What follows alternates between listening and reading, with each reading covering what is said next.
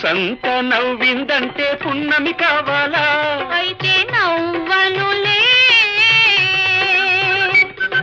కాసంత చూసిందంటే కడలే పొంగాలా? ఇక చూడనులే. పూసంత నవ్విందంటే పున్నమి కావాలా?